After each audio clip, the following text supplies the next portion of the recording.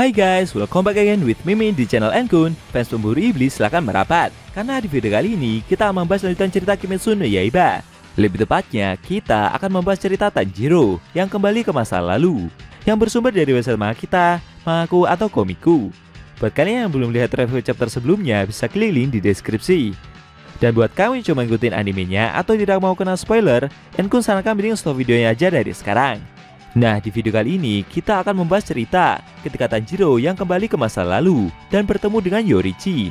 Bahkan Tanjiro juga melihat secara langsung ketika Yorichi menunjukkan semua gerakan dari pernafasan mataharinya. Penasaran? Oke, langsung saja kita bahas. Let's go!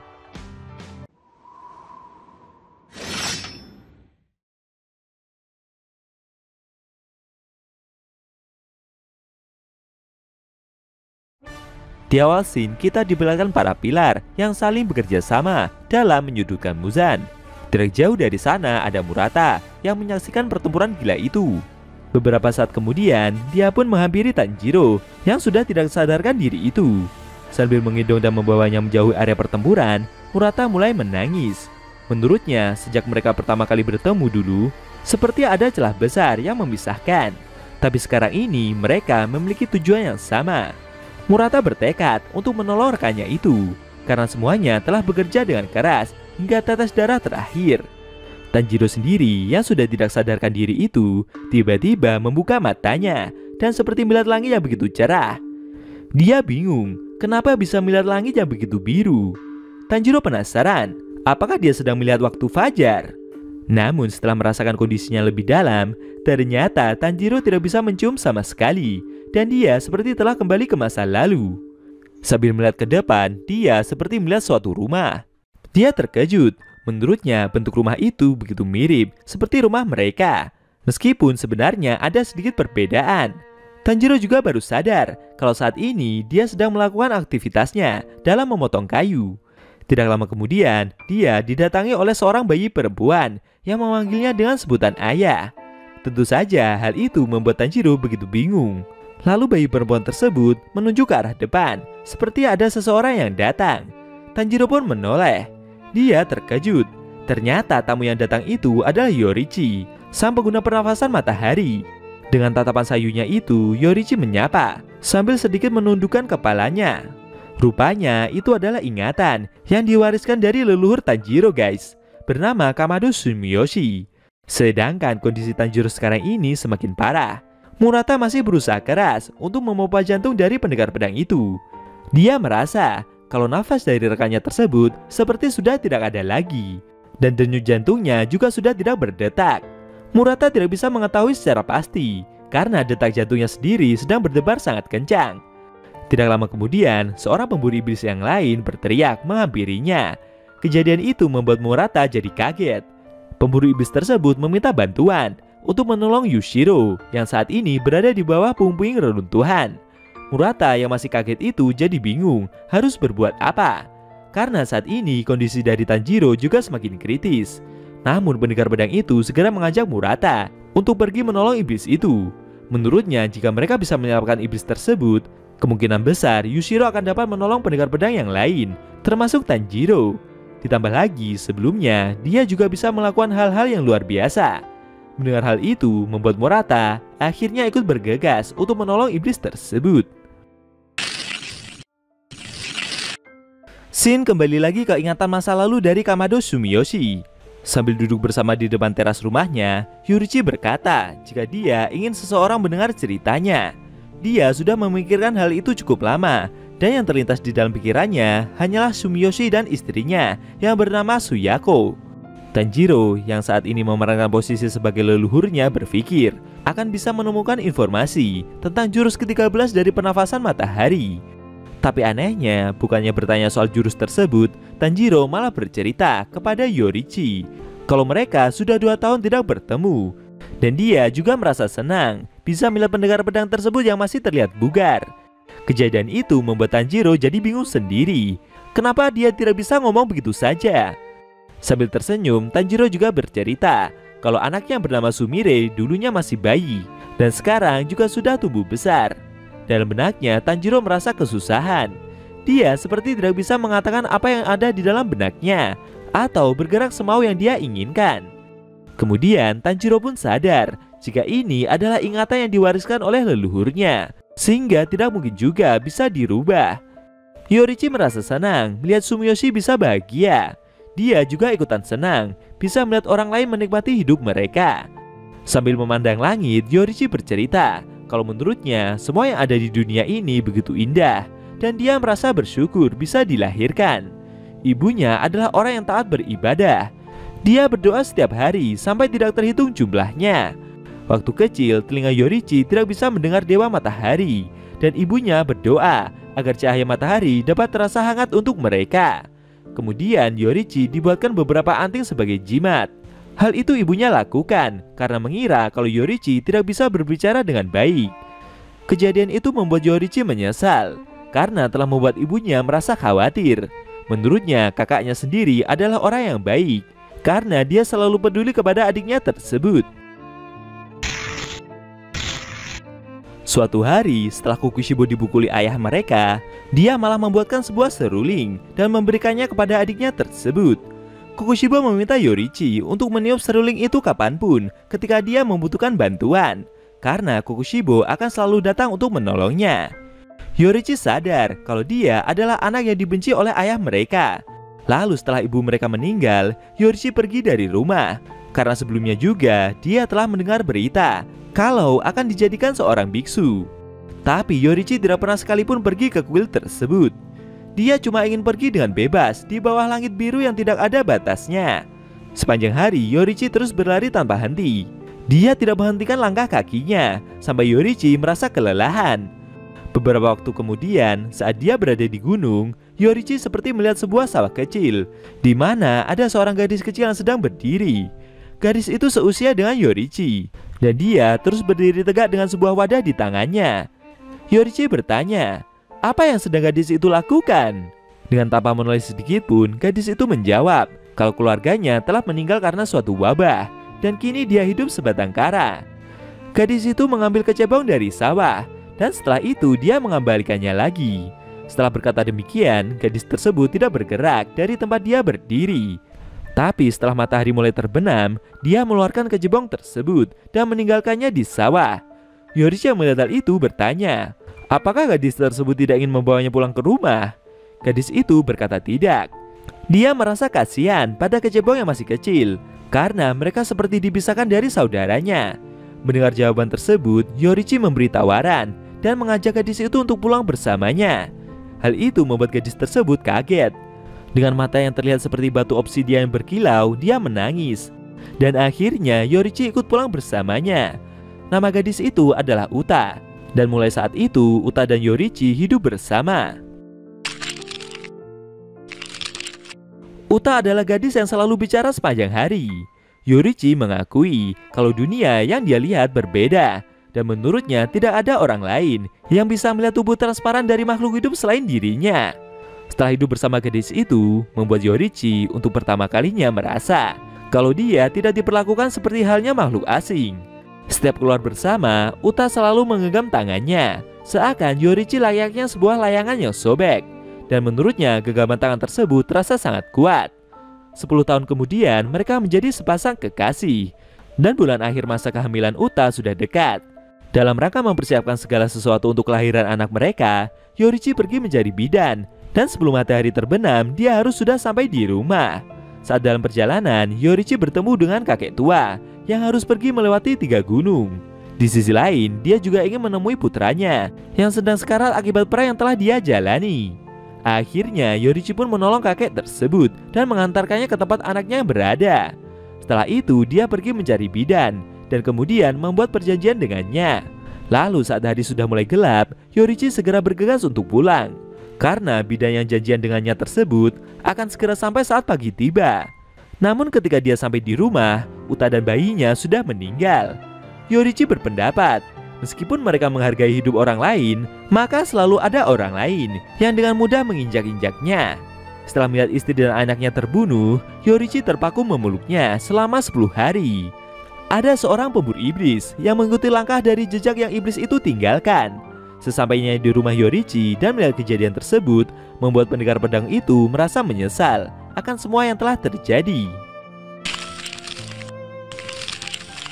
Mimpi Yorichi adalah hidup dengan tenang bersama keluarganya. Dia ingin tinggal di rumah yang sederhana dan hidup bersama keluarga kecilnya, di mana dia selalu bisa melihat fajar dari orang-orang yang Yorichi cintai, dan jaraknya cukup dekat untuk menggapai tangan mereka, lalu memegangnya seerat mungkin. Setelah itu, Yorichi memakamkan istri dan anaknya. Dia merasa jika semua ini harus dihentikan, meskipun itu tidak akan pernah terjadi. Para iblis tetap bisa hidup di dunia yang indah ini. Kemudian Yorichi menjadi pemburu iblis, meskipun sebenarnya dia sudah memiliki kemampuan yang dibutuhkan para pendekar pedang sejak dia masih kecil. Yorichi mengajari orang-orang yang memburu iblis, karena tidak ada satupun dari mereka yang bisa menggunakan ilmu pernafasan. Mereka disebut sebagai para pilar. Orang-orang itu memiliki kemampuan yang sangat hebat. Angin, air, petir, api, dan batu adalah perkembangan dari pernafasan matahari, dan mereka bisa mengembangkannya dengan begitu pesat. Para pilar mampu membunuh banyak iblis, bahkan yang kuat sekalipun. Kakaknya Kokushibo juga diserang oleh iblis, dan akhirnya dia pun membantu Yorichi dengan menjadi pemburu iblis juga. Beberapa waktu kemudian, dia bertemu dengan induk dari semua iblis yang berkeliaran selama ini. Saat Yorichi melihat iblis tersebut, dia jadi sadar dan mengerti kalau hidupnya ini adalah untuk dia dedikasikan dalam membunuh orang tersebut. Dengan tatapan seriusnya itu, Yorichi memegang pedangnya dan seperti bersiap untuk melancarkan serangan. Ini semua adalah takdir yang saling menuntun dan terus berubah. Tidak disangka ya guys, di masa lalu ternyata Yorichi telah bertemu dengan induk dari semua iblis itu. Yorichi masih memandang Muzan dengan tatapan seriusnya. Menurutnya orang itu seperti dipenuhi dengan aura yang begitu kejam. Dia bagaikan lahar yang keluar dari letusan gunung, dan semakin lama semakin mendidih, seakan mau melahap semua yang ada. Muzan berkata jika dia sudah tidak tertarik lagi dengan para pendekar pedang yang bisa menggunakan pernafasan. Selesai mengatakan hal itu, iblis tersebut bersiap untuk menyerang. Lalu Muzan melancarkan cabuk tentakel iblisnya. Iblis tersebut memiliki kecepatan yang begitu mengerikan, dan skala dari serangannya begitu sangat luas. Ketika Yorichi menghindari serangan itu, dia mendengar beberapa bambu di belakangnya yang terbelah dan jatuh secara bersamaan. Melihat kejadian tersebut membuat Yorichi sadar jika dia membuat kesalahan kecil saja, maka akan membuat nyawanya melayang. Dan untuk pertama kalinya, Yorichi merasakan hawa dingin dari punggungnya. Dengan kemampuan tembus pandangnya, dia melihat jika iblis itu memiliki 7 jantung dan 5 otak. Di momen itulah, Yorichi menyempurnakan teknik pedangnya, dan seketika berhasil menebas Muzan dengan sangat telak.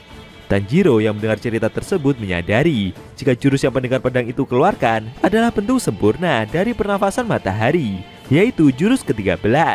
Dia berharap kalau setelah ini Yorichi akan mengajarinya, atau setidaknya memberitahu rahasia dari jurus tersebut. Yorichi kembali melanjutkan ceritanya. Setelah berhasil menebas iblis itu, Muzan merasa bingung kenapa tubuhnya tidak bisa beregenerasi. Dia menjaga kepalanya agar tidak jatuh, tapi anehnya kepalanya tersebut juga tidak kunjung mau tersambung lagi. Yorichi yang berdiri di hadapan iblis itu sadar kalau pedangnya yang bersinar merah tersebut memiliki kegunaan dalam melawan induk dari para iblis. Dia bertanya kepada iblis tersebut, sebenarnya apa arti kehidupan bagi Muzan? Namun sayangnya iblis itu tidak menjawab pertanyaan tersebut. Dia hanya melihat Yorichi dengan tatapan yang begitu mengerikan. Muzan emosi berat dan seketika wajahnya berubah menjadi merah gelap. Yorichi yang melihat hal itu merasa jika sepertinya perkataannya tidak sampai kepada hati dari iblis tersebut. Kemudian dia mencoba melihat iblis perempuan yang sebelumnya ikut dengan Muzan. Yorichi mencoba untuk menatap wajah iblis perempuan itu, tapi anehnya iblis tersebut sama sekali tidak mencoba untuk menolong tuannya. Dengan matanya yang terbuka lebar, dia masih fokus melihat Muzan yang kesulitan untuk meregenerasi tubuhnya. Yorichi merasa aneh. Menurutnya, mata dari perempuan iblis itu seperti memancarkan sebuah harapan. Melihat hal itu, Yorichi pun memutuskan untuk menghabisi induk dari iblis tersebut sebelum berurusan dengan wanita iblis bawahannya itu. Ketika Yorichi melangkah maju untuk bersiap menyerang, tiba-tiba dia seperti mendengar suara gesekan gigi dari induk iblis itu. Dan secara tak terduga, tubuh Muzan meledak dengan skala yang sangat besar. Dari 1.800 potongan daging, pendengar pedang itu berhasil memotong kurang lebih 1.500 dari mereka. Tapi potongan yang tersisa sangat kecil. Yorichi berpikir kalau cara itu sudah cukup untuk Muzan bisa melarikan diri. Lalu kemudian menggabungkan potongan tubuhnya kembali dalam ukuran segenggam tangan manusia. Ketika Yorichi selesai bertarung, gadis iblis tersebut menjatuhkan diri. Dia berteriak seolah-olah iblis tersebut sedang menangis. Lalu dia memberitahu Yorichi kalau aksi dari pendengar pedang itu sudah hampir berhasil mengalahkan Muzan. Menurutnya, Muzan bisa selamat karena dia telah berhasil mengatasi kelemahan yang ada di kepalanya. Yorichi masih terdiam melihat apa yang wanita iblis itu lakukan. Wanita tersebut terus melontarkan kata-katanya bersamaan dengan menjambak rambutnya sendiri. Sambil emosi dan meneteskan air mata, wanita itu berharap jika makhluk kotor seperti Muzan akan segera mati. Kemudian Yorichi menghampiri iblis tersebut. Tidak lama setelah itu, wanita iblis tersebut jadi bingung sendiri. Kenapa dia tidak kunjung mati? Karena dia telah mengatakan hal-hal yang dilarang oleh Muzan. Besar kemungkinan itu bisa terjadi karena kondisi dari Muzan sendiri sudah begitu sangat lemah karena telah menerima serangan fatal dari Yorichi. Lalu pendengar pedang tersebut mencoba untuk menenangkan wanita gelisah tersebut. Wanita itu pun merespon dengan menceritakan banyak hal soal Kibusuji Muzan. Dia juga memberitahu kalau Muzan adalah induk dari semua iblis dan mungkin iblis tersebut tidak akan menunjukkan dirinya lagi kepada pendengar pedang itu. Beberapa saat kemudian, wanita itu mulai merasa lega karena untuk sementara waktu dia bisa bebas dari kendali Muzan. Lalu Yorichi meminta bantuan kepada wanita iblis tersebut. Tujuannya untuk bekerja sama mengalahkan induk dari para iblis. Awalnya dia merasa ragu dengan permintaan tersebut. Namun pada akhirnya wanita itu mau menerimanya. Nama dari wanita yang Yorichi temui itu adalah Tamayo. Dan dia seperti memiliki mata yang sendu. Mendengar cerita tersebut membuat Tanjiro sadar jika wanita iblis yang bersama Muzan di masa lalu itu adalah Tamayo-san. Beberapa saat setelah itu, Yorichi mendengar kabar dari teman-teman pilar yang menyusulnya ke lokasi pertempuran. Mereka memberitahu kalau kakaknya Kokushibo telah berubah menjadi iblis. Setelah itu, kondisi jadi semakin buruk. Yorichi dicap gagal mengalahkan Muzan. Dia juga membiarkan iblis yang bernama Tamayo lolos begitu saja. Dan di saat yang bersamaan, kakaknya juga telah berubah menjadi iblis pula. Dengan banyaknya rentetan hasil buruk itu, membuat para pemburu iblis akhirnya mengeluarkan Yorichi dari perkumpulan mereka. Bahkan ada juga yang menyuruhnya untuk bunuh diri saja. Pemimpinnya yang baru diangkat dan masih berusia 6 tahun itu melarang Yorichi untuk keluar. Namun dia sendiri ganti meminta maaf karena telah membebani anak kecil seperti dirinya. Apalagi pemimpinnya tersebut baru saja kehilangan ayahnya. Tanjiro yang mendengar cerita itu berkomentar jika itu semua bukanlah salah dari temannya tersebut. Sambil menunduk, Yorichi awalnya mengira jika dia dilahirkan dengan kekuatan yang begitu spesial. Dan itu semua dia lakukan untuk mengalahkan Kibusuji Muzan seorang. Tapi sayangnya dia terlalu naif dan pada akhirnya gagal melakukan tugas tersebut. Menurut Yorichi, karena hal yang dia lakukan itulah membuat banyak orang akan mati, setidaknya mulai saat ini. Dan adanya kejadian tersebut membuat Yorichi merasa menderita. Tanjiro mendengar cerita panjang itu tidak bisa mengatakan hal yang dia inginkan. Menurutnya banyak hal yang terjadi pada temannya itu. Tanjiro bahkan tidak bisa mengatakan apa-apa.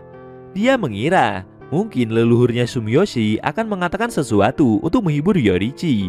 Namun sayangnya keheningan berlanjut dalam beberapa saat. Tanjiro ingin melakukan sesuatu. Yorichi datang menemuinya karena sedang dalam keadaan sedih. Saat Tanjiro masih berpikir menemukan cara untuk menghibur temannya tersebut, tiba-tiba anaknya perempuan menghampiri Yorichi dan meminta untuk dipeluk. Tanjiro melihat kejadian itu mengira kalau mungkin dengan menggendong anaknya tersebut akan membuat Yorichi jadi merasa senang. Akan tetapi, ketika pendengar pedang itu mulai menggendong dan mengangkat bayi tersebut, suasana hening masih saja terjadi. Namun tidak lama kemudian, bayi gadis itu tersenyum dan tertawa. Yorichi yang melihat hal itu terkejut. Lalu perlahan dia pun mulai menangis. Beberapa saat kemudian, istri Sumiyoshi yang bernama Suyako pulang dari dalam hutan dengan membawa beberapa buah-buahan. Dia pun ikut terkejut dengan apa yang telah terjadi. Wanita itu melihat ada seorang tamu yang menangis dan memeluk anaknya dengan begitu haru. Yorichi sendiri masih memeluk bayi gadis itu dan meneteskan air mata. Dia seperti melepaskan semua pikiran yang membebaninya selama ini. Suyaku yang melihat dengan seksama menyadari jika tamu tersebut adalah Yorichi. Sambil menghampiri pendekar pedang itu, dia mencoba untuk menghiburnya dan berkata jika semuanya akan baik-baik saja. Sambil mengelus kepala Yorichi, dia menambahkan kalau akan membuatkan makanan yang banyak untuk pendekar pedang itu. Tanjiro yang melihat kejadian tersebut hanya terdiam dan perlahan juga ikut meneteskan air mata. Dia menyadari jika kondisinya saat ini masih berada di tengah pertempuran. Meski Yorichi sudah mati ratusan tahun yang lalu, namun Tanjiro berharap agar hati pendekar pedang itu bisa menemukan kedamaian, meskipun itu hanya sedikit. Karena Tanjiro sendiri tidak bisa melakukan apapun di dalam ingatan yang diwariskan ini. Tidak disangka ya guys, ternyata masa hidupnya Yorichi mengalami cobaan yang begitu banyak. Dia sendiri sudah mendengar penjelasan itu ratusan kali. Jika dia melihat bentuk yang tepat sekali saja, maka pemahamannya akan meningkat pesat. Tanjiro tidak tahu apakah dia cuma bermimpi atau bagaimana. Tapi perbedaan yang sangat kecil dalam sudut pandang pergelangan tangan, perbedaan dalam penempatan tangan dengan yang Yorichi lakukan begitu berbeda. Tanjiro sadar jika dia telah melakukan banyak gerakan yang sia-sia. Yorichi-san sendiri adalah orang yang sangat rendah hati. Suyako-san akan menyanyikan lagu tentang keinginannya setiap melihat jurus pedang yang Yorichi keluarkan. Kemudian dengan anggun dia memperlihatkannya. Sumiyoshi-san memperhatikan jurus itu dengan penuh konsentrasi. Matanya begitu bersemangat, seakan tidak mau melewatkan satupun momen. Pernafasan matahari adalah pernafasan yang sangat indah dan sungguh mempesona. Tanjiro bisa memahami kenapa para leluhurnya meniru gerakan tersebut menggunakan tarian. Itu dikarenakan ketika Yorichi-san memegang pedangnya, dia lebih terlihat seperti roh daripada seperti manusia pada umumnya. Suyako-san dan anaknya sangat senang dan begitu bersemangat setelah melihat semua gerakan itu. Apalagi Yorichi-san selalu bersikap seperti membungkuk dengan malu-malu. Dia juga diminta untuk berkunjung lagi lain waktu. Tapi ketika dia mau pergi, Yorichi-san memberikan anting-anting miliknya tersebut kepada leluhurnya. Saat itu Tanjiro sadar jika Yorichi-san tidak akan berkunjung lagi di kemudian hari. Ketika melihat perawakannya yang terlihat sedih dari punggungnya sembari dia pergi, air mata pun keluar. Saat itu Tanjiro meneriaki Yorichi dan berkata jika dia akan meneruskan tugas tersebut dengan nyawa orang-orang yang sebelumnya Yorichi selamatkan. Menurutnya rekannya itu bukanlah seseorang yang tidak berarti. Sumiyoshi meminta Yorichi untuk tidak berpikir demikian. Sambil terus menangis dan berteriak, Tanjiro menambahkan jika dia tidak akan membiarkan Yorichi berkata seperti itu lagi. Dia berjanji akan mewariskan anting-anting ini dan juga pernafasan mataharinya untuk generasi penerus. Mendengar ungkapan tersebut membuat Yorichi menoleh dan terdiam sesaat. Lalu sambil tersenyum diiringi hembusan angin yang begitu tenang, Yorichi berterima kasih, kemudian melambaikan tangan sebagai salam perpisahan. Tanjiro sendiri berterima kasih kepada Yorichi-san karena telah menyelamatkan leluhurnya di masa lalu. Menurutnya mereka semua tidak akan bisa terlahir kalau bukan berkat pendekar pedang tersebut. Tanjiro juga berterima kasih karena Yorichi telah bekerja sama dengan Tamayo-san yang telah dia ampuni dan begitu dia percayai. Karena jika bukan dari kerjasama tersebut, maka Muzan tidak akan pernah bisa terdesak hingga seperti ini. Tanjiro berterima kasih pula untuk pernafasan matahari yang telah Yorichi tunjukkan. Berkat pendekar pedang itu, dia bisa bertarung. Kedua belas bentuk pernafasan telah diwariskan dengan akurasi yang hebat, meskipun telah melewati puluhan hingga ratusan tahun. Tarian waltz, langit biru, matahari membara, pelangi perhelion, roda merah, tarian naga halu matahari, tombak bunga matahari, matahari pembakar tulang, kabut api membara, matahari terbenam, pancaran cahaya kebajikan, dan tarian api waltz. Itu semua adalah ke-12 bentuk yang Yorichi ajarkan pada mereka. Sedangkan untuk bentuk ke-13 yang sebelumnya dibicarakan oleh pendekar pedang itu masih Tanjiro pikirkan, karena dia sendiri masih bingung dengan nama bentuk tersebut. Tarian waltz dan tarian api waltz punya cara baca yang sama. Dulu waktu kecil ayahnya pernah berkata, jika Tanjiro bernafas dengan benar, maka dia juga akan bisa melakukannya. Scene kembali ke pertempuran inti. Kita diperlihatkan Yushiro yang sedang mengobati Tanjiro. Dia menyuntingkan obat kepada pendekar pedang itu beberapa kali. Murata yang melihat kejadian tersebut kaget, tapi tabib iblis itu memintanya untuk diam. karena Tanjiro sendiri sudah terkena serangan dari Muzan cukup lama, sehingga membuat kondisinya jadi sangat buruk. Setelah itu, Yushiro kembali memarahi Murata karena dia seperti sedang melakukan hal yang begitu aneh. Murata memberitahu jika dia sedang mencoba untuk melepaskan pedang dari tangan rekannya tersebut, tapi Tanjiro seperti tidak mau melepaskannya. Menurut Yushiro, meski sudah tidak sadarkan diri, namun Tanjiro tetap gigih dan seperti ingin terus bertarung. Tidak lama kemudian, denyut nadinya perlahan mulai kembali, walaupun sebenarnya masih sangat lemah. Murata yang melihat hal itu menangis. Dia bersyukur dan meminta rekannya tersebut untuk bertahan. Dia mencoba memanggil Tanjiro beberapa kali dan memberitahu jika fajar sudah semakin dekat. Murata terus meneriaki Tanjiro. Namun sayangnya, Yushiro yang melihat hal itu menyadari jika denyut nadi pendekar pedang tersebut telah menghilang. Murata tidak berhenti meneriaki rekannya itu. Dia memberitahu jika Muzan akan segera kabur dan mereka harus melakukan sesuatu sekarang juga. Lalu tiba-tiba para pemburu iblis itu seperti mendengar suara getaran dalam skala besar. Mereka semua pada terkejut dan panik. Sambil menoleh melihat area sekitar, kedua pendekar pedang itu bingung dengan apa yang terjadi dan dari mana suara tersebut berasal. Yushiro menduga kalau mungkin itu adalah suara yang berasal dari suatu katana.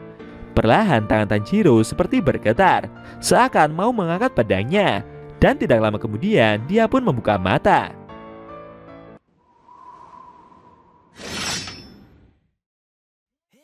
Oke guys, itu tadi review Kimetsu no Yaiba yang membahas tentang cerita ketika Tanjiro kembali ke masa lalu dan bertemu dengan Yorichi. Beruntungnya lagi, pendekar pedang terkuat itu mengajari Tanjiro juga guys akan semua gerakan dari pernafasan mataharinya. Bagaimana menurut kamu? Jangan lupa tinggalkan komentar kalian ya. Kalau mau nonton review sebelum atau selanjutnya bisa klik link di deskripsi. Linknya udah mimin taruh di sana kok. Tekan like kalau suka sama video ini dan dislike kalau nggak suka. Jika ada kata-kata dari Enku yang kurang pas, Enku mohon maaf dan sampai bertemu di video review Kimetsu no Yaiba selanjutnya.